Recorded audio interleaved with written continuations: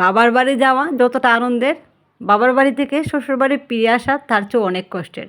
Hello everyone, আসসালামু আলাইকুম। কেমন আছেন সবাই? আশা করি আল্লাহর রহমতে অনেক বেশি ভালো আছেন। ভিডিওটা আমার অনেক দিন আগের করা, যখন আমি বাবার বাড়ি থেকে শ্বশুরবাড়ি এসেছিলাম, কিন্তু সময়ের কারণে আমার ভিডিওটা আপলোড করা হয়নি, এডিটিংও করতে পারিনি। তো আজ আমি ভিডিওটা আপলোড করলাম।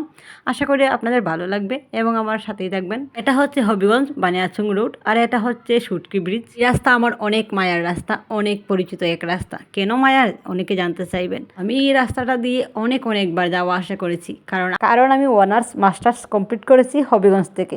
এই কারণে আমার এই রাস্তা দিয়ে অনেকবার যাওয়া আসা হতো, আর কত অ্যাক্সিডেন্টের মোকাবেলা করতে হয়েছে আমাকে। যাই হোক, এসব বাদ দিয়ে এবার আমি আমার বাবার বাড়ি থেকে আসার সময় কী নিয়ে আসলাম সেটা আপনাদের সাথে শেয়ার করব।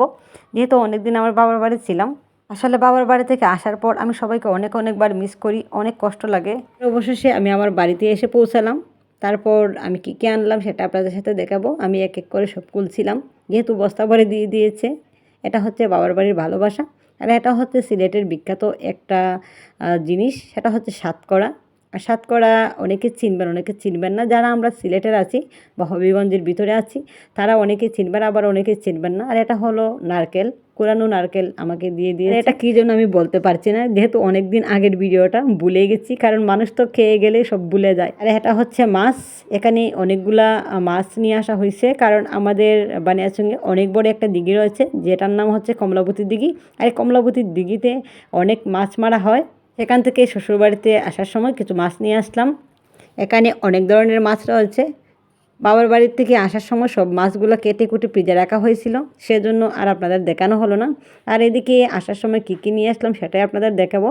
এই যে কড়াইয়ের মতো হাঁড়িটা, এটা আমাকে ভাবি দিয়ে দিয়েছে, কারণ ভাবির এরকম আরও হাঁড়ি আছে। তারপর আরও অনেক কিছু নিয়ে আসলাম। এই হাঁড়িতে যে কোনো কিছু রান্না করলে অনেক ভালো লাগে, দেখতে অনেক সুন্দর লাগে। মা শ্বশুরবাড়ি থেকে মার্কেটগুলো অনেক দূরে, সেজন্য আমার বের হওয়া হয় না। সেজন্য বাবার বাড়ি থেকে অনেকগুলো জিনিস নিয়ে আসলাম। এটা হচ্ছে শরবতের গ্লাস। আমি কিছু শরবতের গ্লাস নিয়ে আসলাম, আমার অনেক ভালো লাগছিল শরবতের গ্লাসগুলো। আর এদিকে আমার বোন তো আমার বাড়িতে বেড়াতে আসছিল, এসে দেখে আমার নাকি বাটি নাই। আসলে আমার বাটি ছিল, ওনার চোখে লাগছে হয়তো বা নাই, এজন্য আমার বোন আমার জন্য এতগুলা জিনিস কিনে রেখে দিচ্ছে। আসলে আমি জানতামই না উনি আমার জন্য এগুলা কিনে রাখছে। আমি যখন বাড়ি গেলাম, গিয়ে দেখি উনি নাকি এসব কিনে রাখছে। এখানে অনেক সুন্দর জিনিস ছিল, আরও প্রয়োজনীয় কিছু জিনিস ছিল। তাছাড়া আরও অনেক কিছু আমাকে গিফট করেছে, যেটা বলা যাবে না।